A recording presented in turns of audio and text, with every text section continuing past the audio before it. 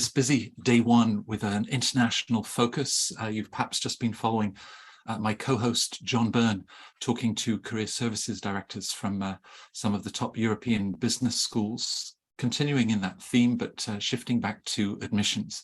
And we have a wonderful group together. This is sort of really a very elite day, elite in that very positive sense of the word. It's lovely to welcome back Anwen Gray.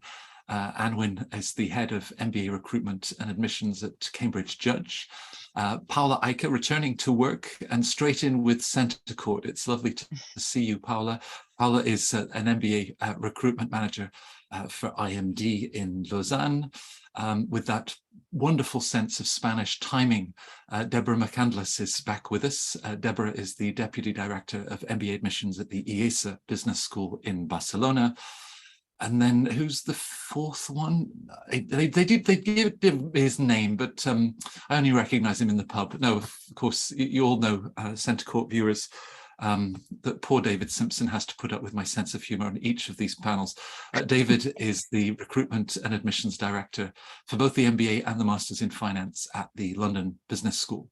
So I guess we'll jump in, and your colleagues, of course, will be with us in an hour to talk about the fantastic breadth of career outcomes that the graduates of your schools enjoy.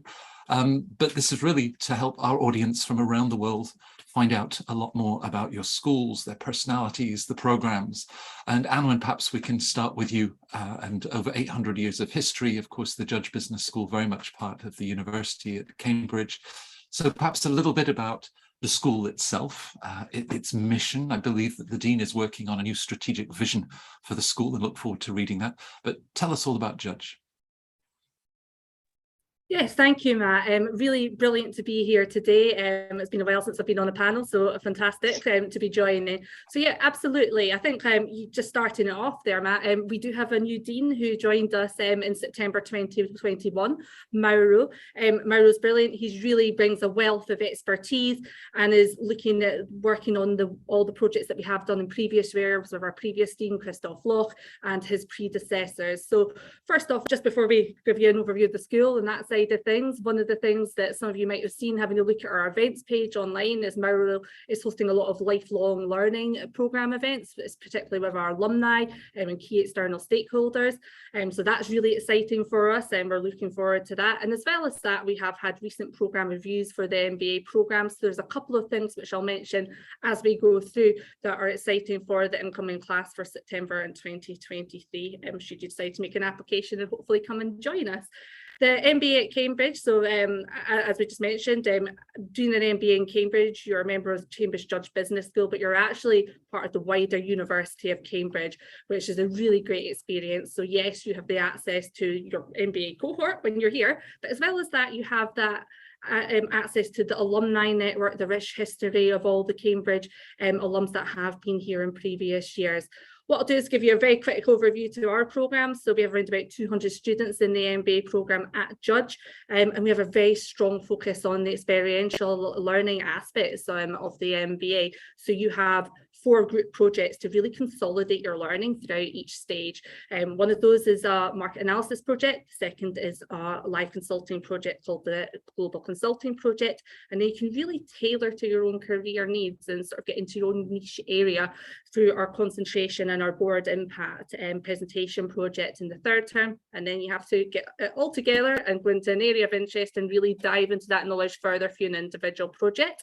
So that might be a research paper, it could be a work placement or an internship, or as I mentioned, one of the new things for September 2023 is we have an international business study trip, which has been announced, and there'll be a lot more information in the coming months about that, but it's a really nice international option that we are able to offer moving forward for the next year. So as I said, really excited. We're a small city, a relatively green city, and if you're ever in the area, please do come and visit. Well, Anwen, of course, there's tech, we talk about the Silicon Fen. I do remember that the former dean, Christoph, was a season holder at Cambridge United Football Club, which meant that occasionally some of the MBA students did internships in the global business that is sport.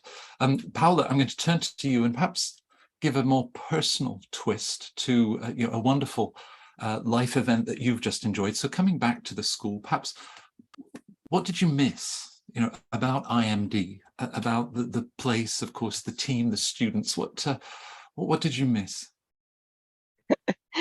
Thank you. That's a very indeed interesting questions, and I discussed it recently with an MBA applicant that was interviewing, and he asked me, "You've been at IMD for so long. What moves you and what makes you happy at work?" So I didn't expect the interview to be the other way around, but I had to reflect on it. And I think what I really missed is the opportunity we have to be at the crossroads of someone's life and really be there to coach them, to accompany them, and to see how they transform. I think that's really what moves me. And I think with COVID and the fact that we were online during 2 years, that's where I realized my job is not to send emails, is really to meet people. And I had I missed that and the two classes that I barely saw. So now being back, I think this is the heart of all of our jobs is really to accompany these wonderful applicants and see how they can then turn into better people and better professionals at the end of the journey. So that's what I missed. And some also, I think, obviously, social interaction with the colleagues and being back in the buzz of the workspace. Well, all of you will know that from these events, I'm always looking for the analogy, and perhaps you just give me one, this idea of being at a crossroad, or just the idea that we arrive at your institutions and the number of pathways that you then create and that students can seize and explore and follow. I'm sure I'll use that in the next 45 minutes with all of you. Deborah, you've looked at IESA from both sides, both as a student, 2 very happy years in Barcelona, and then, of course, now in your current role. So as you think about the school, its values, it's very entrepreneurial. You can work in the best consulting firms in the world, but how do you define it just in terms of its intrinsic personality and DNA? I would say that kind of the root of everything at YESE is the mission of the school, which, paraphrasing, to support leaders who aspire to have a positive, lasting impact. And this is something that I've really saw when I was a student. I think a lot of it has to do with the way that we teach.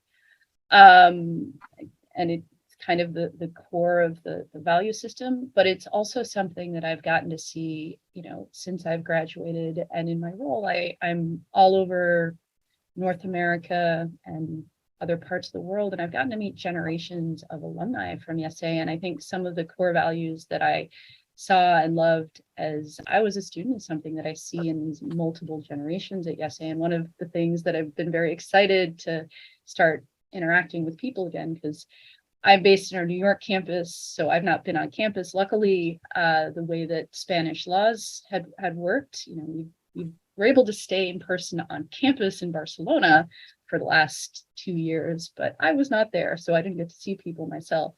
But I think the way that YESE works, it's always been very collaborative. It's one of the things that really drew me to the institution when I was looking at the program, is that sense of community. And it's something that you see as students. It's also something that I see in the alumni network. I was up in Toronto for the first time since 2019, and happened to be there during an alumni event and caught up with one of the 2022 grads that I had seen enter the program that I hadn't gotten to meet in person because of ships crossing in the night and my inability to be on campus. But it's really nice to finally get to meet certain people in person, but also to hear about their journeys and how she came back for personal reasons, but found her job basically just reaching out to the alumni network there, and people held her hand even though they weren't her classmates. And I think you do see that generosity within the alumni, and it's something I loved in my classmates, and it's something I love to see with the other generations that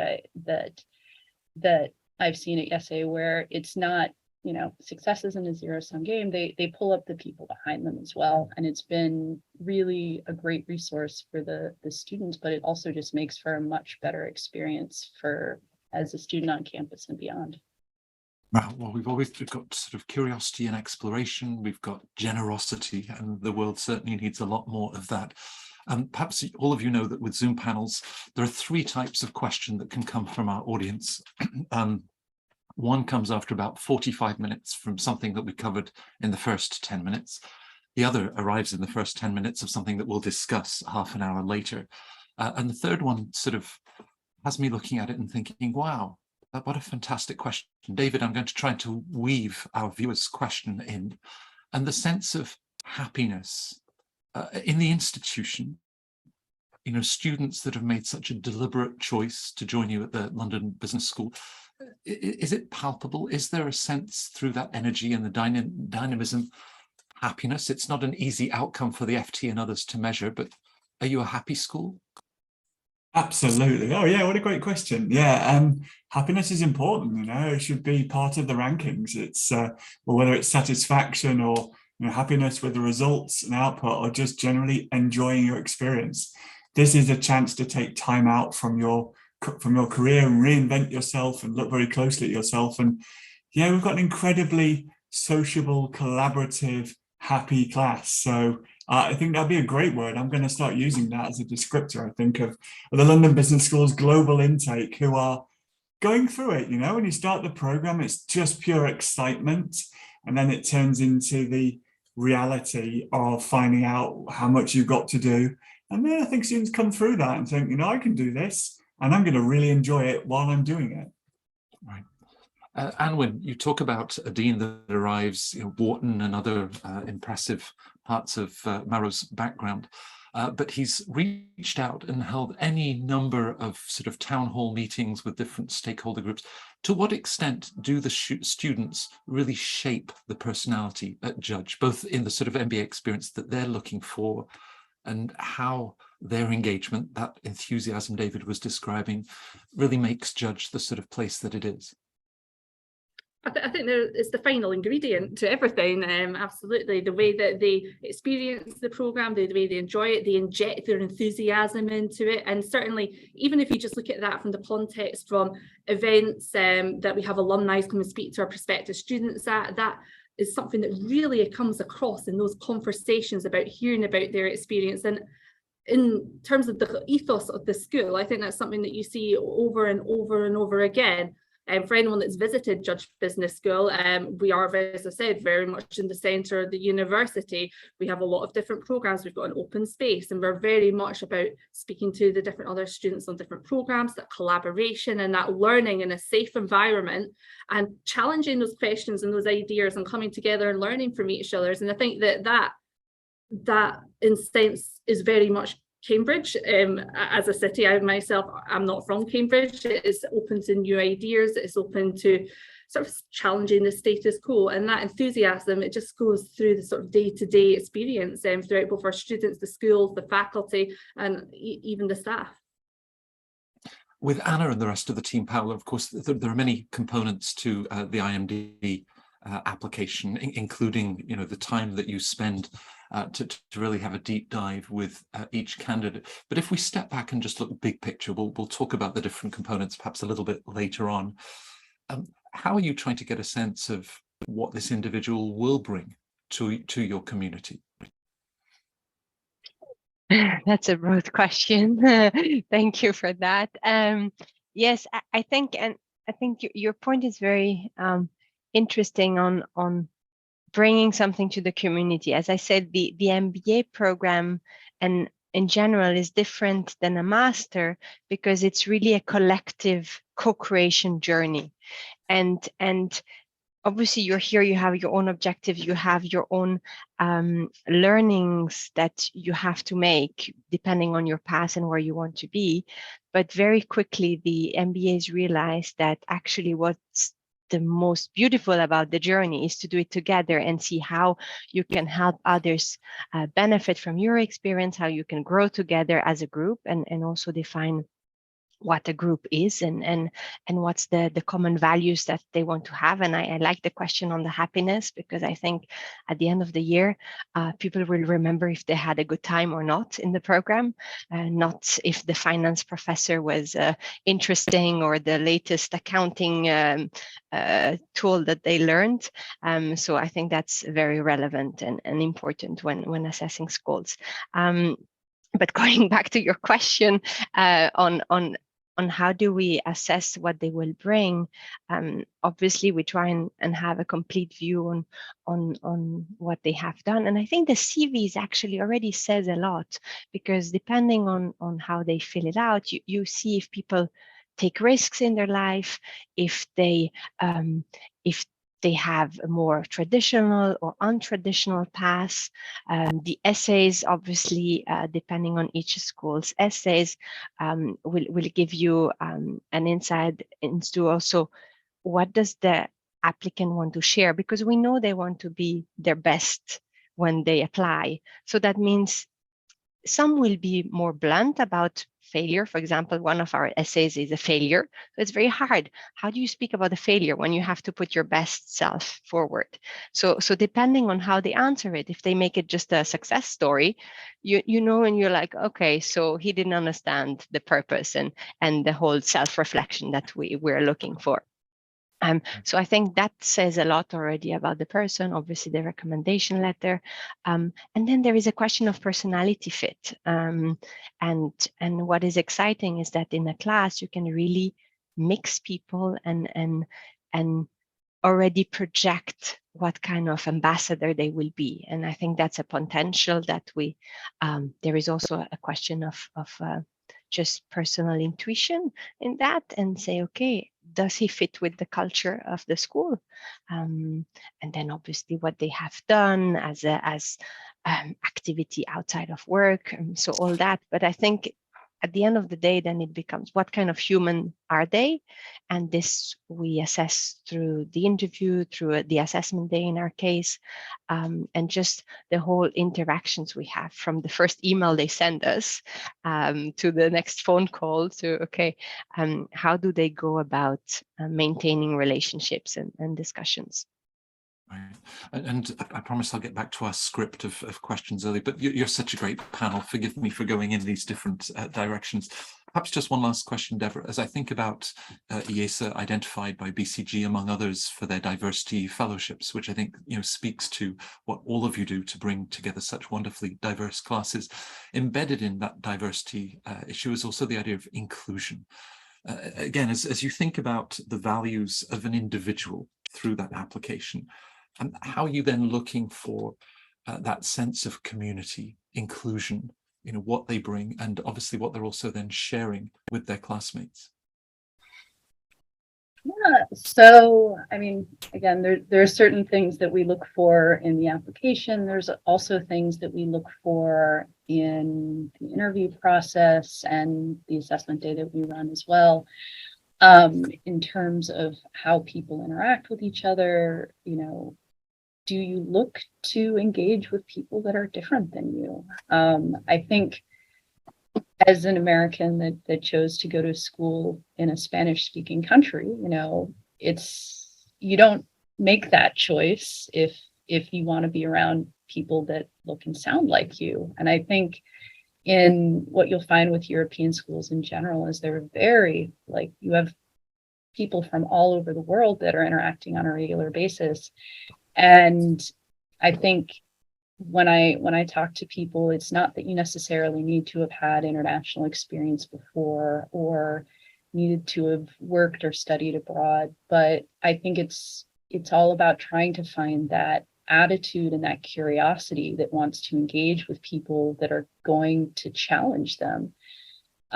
Especially for a school like YESE that's so heavy with case study method, where class discussion is fundamental to the learning process.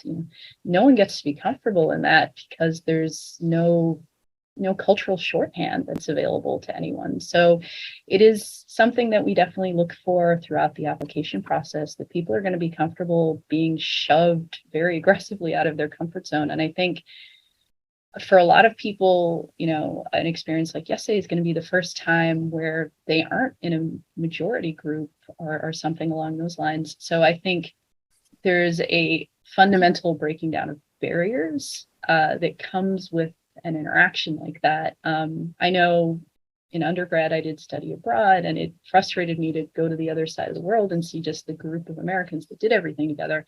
But that isn't the experience at YesA, because there isn't a majority group, and the people that go there because they're driven by that curiosity as well. And frankly, there's a bit of a self-selection. If you don't want to be around people that are going to be different than you, you're not going to be looking at a school like YesA as a starting point. So it really, I think one of the joys of being able to get back to Barcelona and see the students on campus is to see those interactions that continue to happen. You know, the groups that pull together people from all over the world, and all of that back and forth is still so fundamental to learning. So in terms of inclusion, I think it really comes down to the attitude that everyone brings into this. I think people aren't necessarily going to come into business school knowing everything about everyone else's situation, but I think especially the kinds of students that are drawn to a school like YesA are the ones that want to learn and are open to that discussion. So there are difficult interactions that happen in that context, but I think everyone comes in with like a spirit of interest in engaging in growth. And I think that's one of the things that we really value in our student body. Well, picking up on the banner behind you that talks about enjoying the ride, all four of your schools do an exhilarating job of taking people out of their comfort zone. Deborah, you referenced the case method. Nobody's comfortable in that situation. And there's a great article on Poets and Quants of a couple of LBS graduates, David, both from the US, that wanted a change of scenery. Already, don't get me started on the British pound and exchange rates. I mean, for one thing, they were saying, you know, I can get the full world-class experience at LBS for 1 year of tuition of a US school. But it was interesting how they wanted to explore new networks, new perspectives, and this is very much part of who you are as a school. Yeah, absolutely. I think wherever you're from, we will all, as top schools, receive applications from people who include us in lists, but it becomes clear who really wants to get out of their comfort zone and be brave, if you like, and do something different, whether it's living abroad or being in amongst a very international group, a very global group. But it has to be at the heart of what you want. But we're always looking for future alumni of the program. That's the way we think when we do admissions. You know, will this person contribute now and in 10 years, and in which different ways? Will we be proud of them in our community? Will they change the world that business is done? So I think people to do that have to be reflective and self-aware and really hungry to change themselves and share views and contribute something. Anwin, as we have started the 2022-2023 admission cycle, you had your first round of deadlines for next September just a few weeks ago. Talk us through what you're seeing in the market. I mean, you know, we've slowly emerging from a pandemic and all of the challenges that's presented, but, you know, are there new parts of the world where you're seeing strong demand? You were talking about, candidates from war-torn parts of the world that are determined to come and join you at Judge. So what are you seeing, and what do you think lies ahead for this coming year of admissions? Yeah, so really good question. Thank you very much. I think just to talk about our class that have just arrived is probably a good way of sort of talking about that. We at Judge, we have around about 200 students each year. So we've actually seen an increase in our female representation to 47%. We've always had quite a good number of women in the class. It's usually around about the 40%, but to have that closer to 50% is something that we think is brilliant. And again, nationalities wise, we're usually around about the 46-47%, and we've been able to maintain that again this year. So that's certainly that's good signs, I would say. It is an increasingly competitive market, though. We are all aware of that. But we're also looking at maintaining the quality and the numbers in our class, which really does allow us to keep that engaging and dynamic learning environment, which is something that we certainly do project that we will still be able to keep for the forthcoming year. As I said, we are around about 200 each year, and we really want to focus on that quality and ensuring that we still do have that good composition of the class. But saying that, for us, we will still take applicants from all rounds that are the most competitive and invite them to interview. So certainly in terms of our data and our stats, that's the main things that we have seen. It does seem to be relatively strong. As I said, there is quite a lot of competition out there. I'm sure other schools are feeling the same as well. But again, it is quite early to tell with the return from the pandemic and things beginning to get a bit better, hopefully. But it's very much it's an interesting market, I would say, sort of moving forward, depending on people are doing their recruitment travel. A lot of schools are just beginning to do that. So I think that it'll be something that we can answer more clearly in the next couple of years, when we really truly see that impact. But certainly in terms of what we're seeing so far, hopefully that's okay.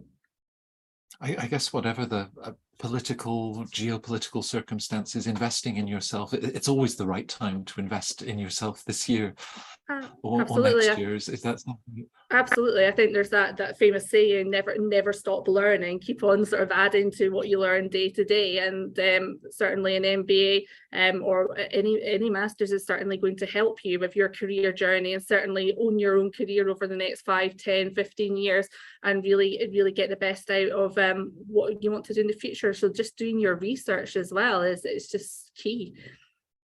Right.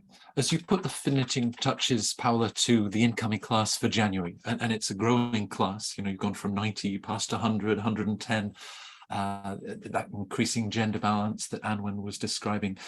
Can you just remind our viewers, when you publish an incoming class, it might talk about average age, it might talk about average GMATs and GPAs and you know, X percentage studied in engineering degree. But that can be very reductive, or people say, well, you know, I'm 2 years younger or older. I mean, if you publish the average height, well, David would never get in, but I mean, people would be nervous that they weren't that height. So sort of talk us through that snapshot, but what it misses in the incredible diversity that then brings that group together. Yes, thank you. I feel I don't know if it's a demand issue or an offer issue, but it's true that every school publishes these averages. Sometimes we go into ranges, but still the applicants, they want it. I mean, what is your GMAT average is like the key question. And at the same time, one of our director, he was saying, if you think or you speak in average, you'll stay average all your life. So then at some point we're like, okay, get out of this like perfect or average MBA profile, because you're more than that. And I think that goes into your question indeed. Speaking about diversity or how does this materialize, I think now there is an interest for also nationalities, how many nationalities in class and where do they come from. And what we realize, I mean, there is the cultural imprint that is much more diverse than the nationality. I was just speaking to someone, and she's from Asian origin, but she lives in the US, and she's Danish as a nationality. So I got very confused. I didn't know where she was from, and she's from all these places.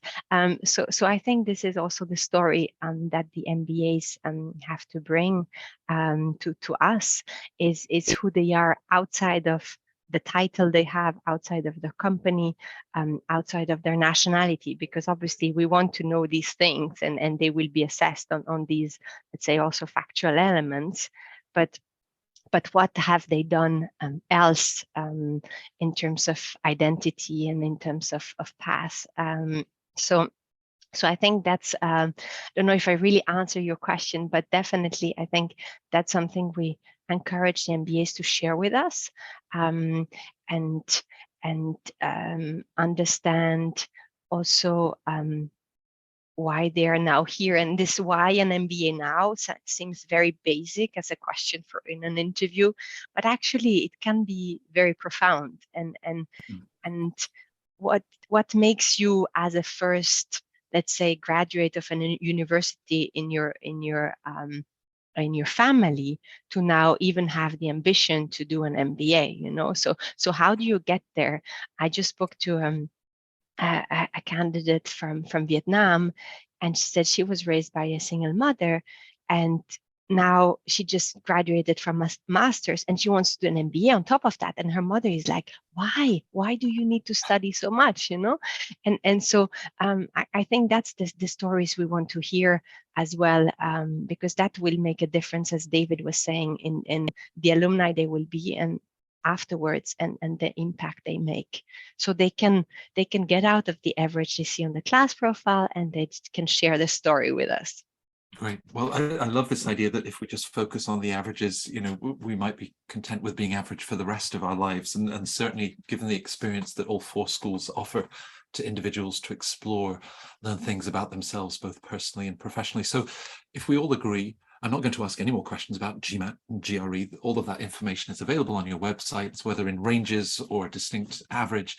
So Deborah, I suppose my question would be, sitting down with someone for the first time, and the mirror that you hold up in this whole admissions process, this introspection, it's a gift that I think you're offering to, you know, these busy young professionals. So what would your advice be, just the big picture advice of what they're really trying to then share about themselves to put in front of you at IESA? Yeah, so I'll say one of the ways that people can go wrong with applications, and I'm guessing I'll get a few nods from some of the other people here, is trying to write the essay that we want. Because I think there can be something that goes very wrong when you try to do what you think it is that we're looking for. Because having read a lot of applications, the people that go down that route tend to get very bland. So, you know, we lose you in that process of you trying to be what we're looking for. So I think when it comes to kind of putting your foot forward, I think it is good to like spend some time thinking about yourself, you know, talk with friends, get feedback on kind of, you know, what's unique, what you're going to bring to the table, what's going to be special, because I think a lot of people undervalue aspects of themselves that I think are special. Just because you do it all the time doesn't mean that it's not special. So I think when you're trying to find that fit, you know, when you're trying to talk about your journey, like get to know the schools and what their unique personalities are. Try to understand, you know, what your goals are, how they fit with that as well. And I think one of the things that kind of more general pieces of advice, like for those that actually get into the programs as well, is understand that your journey is unique. You know, people come in with a lot of different backgrounds, have a lot of different goals. And I think that's where a lot of people go wrong with, like, I'm not a banker consultant. Are business schools going to want me? And the answer is yes, business schools want those banking and consulting profiles, but we also like to mix it up. You know, we have an opera singer in our second year. I know a modern dancer that graduated a couple years ago. You know, it's all about kind of what are you going to bring into the community and what perspective are you going to bring? But also, once you're in the program, understanding that your journey is not necessarily going to be the same as others. Like, know for yourself, like, what you want out of the experience, so that you're doing the things that are going to help to move you forward with the goals that are unique to you. Because trust me, once you get on campus, it's hard to not want to do the things that everyone else is doing, because MBAs are very active, and if they see other people doing something and everyone else is excited about, you feel like you might be missing out. But to get the most, like, know yourself, know your own journey, know your own priorities, and also feel free to adjust them with time, because you do change throughout the journey as well. But yeah, I think, you know, again, just like don't try to be the cookie cutter that you think that we want. Be yourself and lean into it. And I think that's something that we definitely appreciate at schools. And with that authenticity, David, it always strikes me as a delicate balance wanting to share accomplishments, talk about the impact, and yet not overdoing that, so you just seem to be, blowing your own trumpet. So perhaps you can talk about finding that balance, and also then bring in the role that a recommender can play as another voice to share perhaps some of the compelling qualities that they see in this candidate.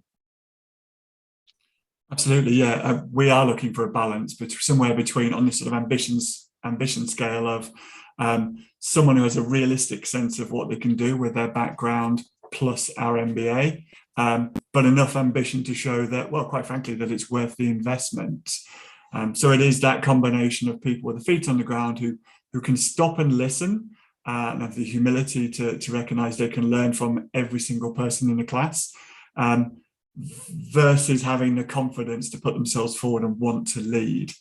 In terms of recommenders, you want to pick someone who knows you best, who can talk about you at your best, I think. And I think everybody coming into an MBA, well, you're bringing what you are, and I think you're also bringing what you want to be. So a little bit of what you've been and what you hope to be, and a realistic measure of how the school can change you, but a recognition that the school will change you, if you do it properly. So a recommender needs to know you, needs to be able to talk about you positively, but again, succinctly. That's a word I think is so important in the MBA application world, is making sure that you can tell us, answer our questions, answer them clearly, answer them succinctly, but with a little bit of style as well. Right.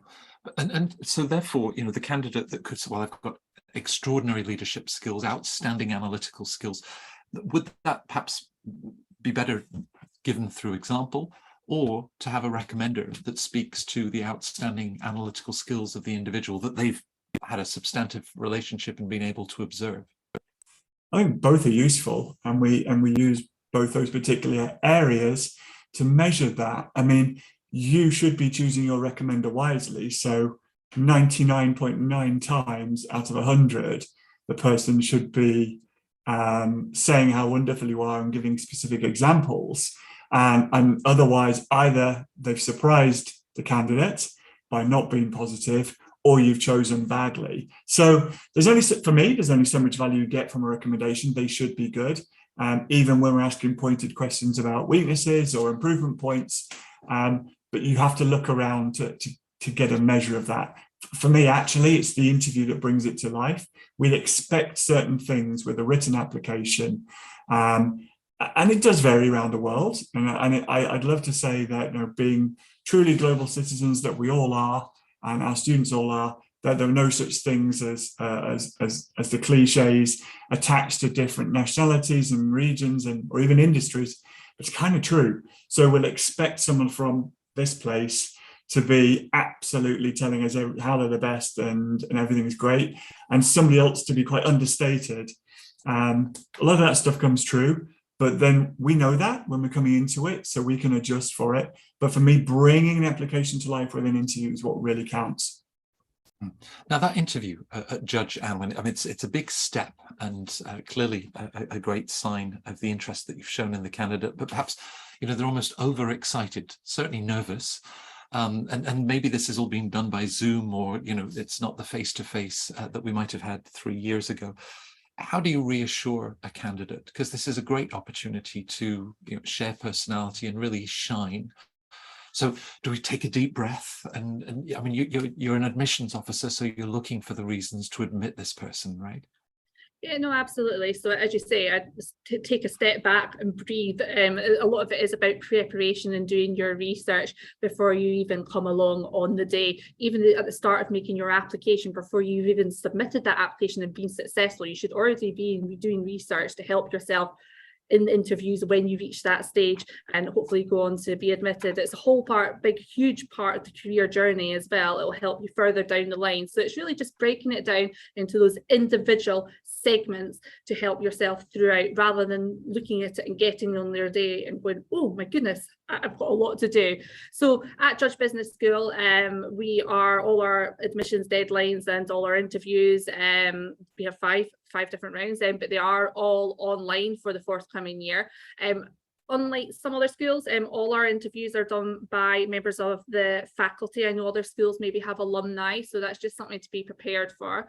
And again, we have a day of events as well, where you have different panels, a lot of networking. So when I say do your research, but also breathe and enjoy yourself as well. There's a really good opportunity on these days to learn more about the programme, ask the questions that you want to know more about. So having some questions about whether it's right for you, do you see yourself fitting into the school? These are all things you're going to be wanting to think about before you even turn up on the interview day itself and have that conversation, which is very much an in-depth conversation with a member of faculty who teaches on the programme, but knowing what you want to do maybe in the future, what are you doing now to help yourself when you get there? I suppose these are questions that could come up, or topics that you may wish to explore further.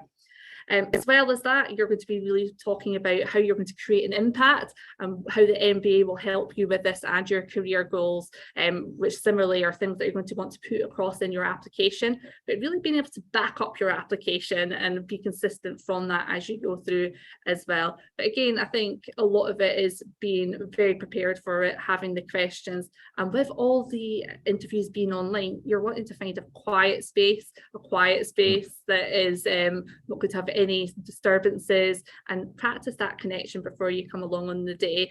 Certainly we can rearrange if necessarily, but it's going to be more stressful for the candidate themselves. So just having that connection in place and tested is always a good bit of advice.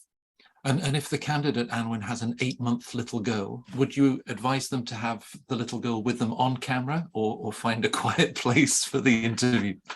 I mean, to be honest with you, I guess that people do have young children, and that's absolutely fine. Ideally, it would probably be better if you didn't have that disruption. But then again, I think we do have to be aware that the world, we are inclusive, and that sometimes things might come up like that. And maybe just if you find yourself in that situation, either maybe drop your admissions contact and message before the interview. You might find that they might be able to accommodate something for you. They might be able to change time for you, or just give the faculty member or whoever's interviewing the forewarning to allow reasonable adjustment for that situation. We're all human, right? So you might be presented with these sorts of circumstances. Again, I always say on our application forms, if you have a disability and you need additional support or anything like that, let the admissions teams know beforehand.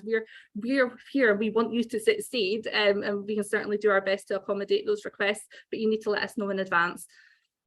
Great. I thought it's I think wonderful to put it within that bigger context of people's lives, and how of course those have changed over the last 2 years. Now, the assessment day that IMD has always invested greatly in to really get to know the candidates, that has had to evolve, Paula, through the pandemic, the international locations that you used. Talk us a little bit through how you're now using that sort of close-up assessment, and what it is that you're trying to understand about a candidate through that. Sure, thank you. I think us having to change the assessment day online has actually been beneficial in the long term for our candidates as well. First, for flexibility, so we were able to reach out to people who didn't have necessarily the opportunities to meet us either in the countries or come to Switzerland. That was the initial format, so that was quite constraining. So that allows people to accommodate their application process as well a bit easier. And I mean, I think on the average, you would know better, Matt. The average applications per applicant is maybe 3 to 5. So they have a lot of deadlines to juggle. So it's important if the schools are also a bit flexible. And I think it has been beneficial, because now we see that I would say 70% of our interviews, like recruitment interviews for jobs, are done online. So we had to really prepare our MBAs throughout the year when the pandemic hit to know how do you make an impact for an assessment center that will be online, for example. So they have had the experience with us applying to the program, and then we continued this training. And I'm still surprised sometimes how unprepared people are for these online conversations. I feel now with the pandemic, sometimes people are becoming more relaxed. And so at the beginning of the pandemic, the background was like, oh, let's all have a fancy background. And now people are relaxed and they're okay if they don't have a proper shirt or if someone is walking behind. So I think we need to remind exactly. We need to remind our applicants sometimes that, okay, we're all used to Zoom, but you make an impression, whether it's online or in person. So you need to make this extra effort. It's like walking into a room, you're not going to just look away and have someone talk to someone while you're introducing yourself to others. So I think that has been very beneficial, and we try to give them feedback during the application as well on the impact they make online. And then what are we looking for? I think it's the same as in person. Obviously, we can't see the body language. And for people whose culture requires, like me, to use hands, it might be tricky because you don't see the rest of the body and the energy. So I think that's something we had to adapt. How do you assess body language through Zoom? How do you assess interactions? Obviously, if I want to shout at you, Matt, in person, it might be easier than if I do it through Zoom, because then everyone will hear me. So that's also things, we put them in situation where there is tension, and how do you assess then this tension online? So that's quite exciting, but now we've been doing it for 2 years. And obviously, as I think it was Deborah who mentioned, when you are in these assessment days, don't try and compensate one of your flaws or weaknesses by acting differently, because it will show. And as I think David mentioned, also looking at the recommendation letter or your CV, we expect a certain action or personality from you. And if we see something very different, we're going to be puzzled and say, okay, so what happened? Like, why is he acting now as a shy person when he seemed so outgoing? And that's going to create some incoherences, and that's going to puzzle us. So I think the advice that all of you gave, and being themselves and trying to just act in a situation naturally, I think is the best advice that we can give you. Right. I'm breathing a sigh of relief. If you had seen the t-shirt I was wearing 20 minutes before we started CentreCourt, you would have been shouting at me, Paula, justifiably. You raised this idea of perhaps looking at several business schools and putting together applications for those schools. Completely understandable. So Deborah, as prospects are exploring the many different programs, the different options, and thinking about what might suit them best, how do you like to help them in that thought process, and key things that you would recommend that they think about in terms of fit, culture, outcomes? What would your advice be? Yeah, so obviously there's a universe of schools out there. We all have our differences. I think it can be very difficult for people to distinguish them based on our websites alone. I know kind of the marketing gloss makes us pretty interchangeable too. So I think, my advice for people when they're looking at schools, like, don't just rely on an internet search. Engage with the people. So whether that's, obviously admissions teams are great. We all have a lot of events. There's a lot of opportunities to interact with us, but I do recommend taking a step beyond and finding the alumni, whether in your city or current students on campus that have similar backgrounds or similar aspirations to you, or if you know what it is that you want to be doing, find the alumni that have made that journey and ask them about it, and ask them about the resources on campus and how that worked for them. And frankly, like, just seeing how alumni respond is a good indicator as well, in a lot of ways. So, to me, that was a huge factor when I was looking at schools, was, talking to people and seeing what experience really spoke to me, because it's a lot of subtle elements, and it is very hard to figure out from a distance. And frankly, a lot of our students for all of the schools on this panel come from parts of the globe where they may not be able to visit our campuses. And especially, you know, for the last 2 years, that's been really hard for people to get that in-person interaction with the school. But, you know, find the people that are local, find the alumni, you know, reach out to them over LinkedIn or see if there's ways that the admissions teams can connect you. But I think that's a really, really good way to get a feel for, you know, what values the schools have, what the experience is, you know, pros and cons for each of the institutions that is really, really hard to parse out just based on websites and statistics. One of your peers, David, Kirsten Moss at Stanford, she says the first day of welcoming the new class, it must be very intimidating. You imagine everybody else is smarter, have higher GMAT scores and the rest. And she often has conversations with individuals that say, you know, I nearly didn't apply. You know, I thought that you'd be out of reach. So what is your message in terms of LBS being within reach and also being affordable? Because, you know, you have a lot of scholarships and different opportunities to finance an investment that will, you know, continue to give back 10 years, 20 years, 30 years later. So what would you say to the candidate that perhaps has talked themselves out of applying to one of these highly selective schools? I think there are a lot of people who will try and talk themselves out of it. Equally, there'll be a ton of people who can't believe they weren't admitted. The important thing is to remember that, you know, admission teams are on your side. They want to get the best out of you and hear the most, and then let them worry about the tough decisions they have to make. So be ambitious. I mean, all the business schools I'm looking at here, we're all elite. We're not elitist. So we want people from all backgrounds, and we've all got, you know, as London Business School does, a really big drive towards diversity and inclusion.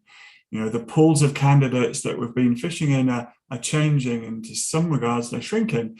So we're all looking to expand that and look for new candidate groups of people perhaps who didn't traditionally look at MBAs. I think that's really great. It's a very welcome change.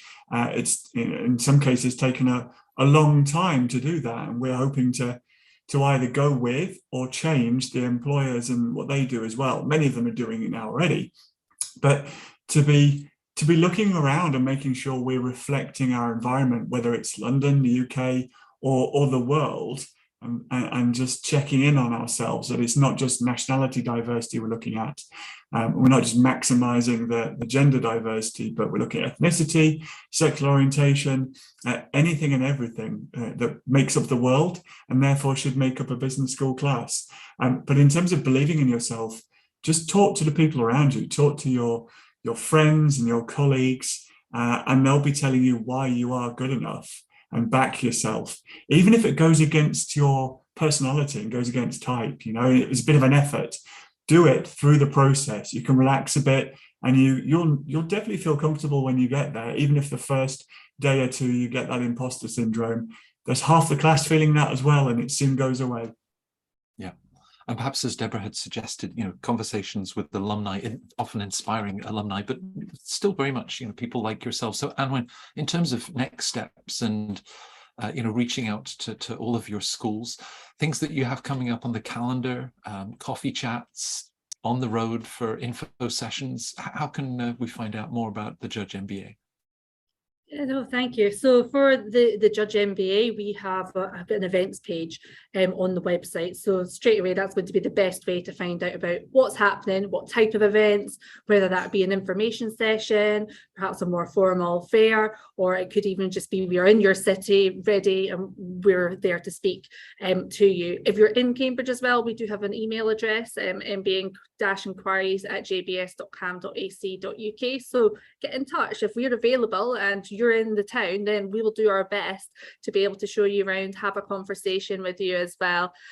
So in terms of getting in contact with the teams, that's certainly the best way. We have a virtual open day on the 9th of October, so not far away now, and then we actually have an in-person day on the 19th of October as well, which you can register for. So in terms of just the next couple of weeks, that's what's happening for us.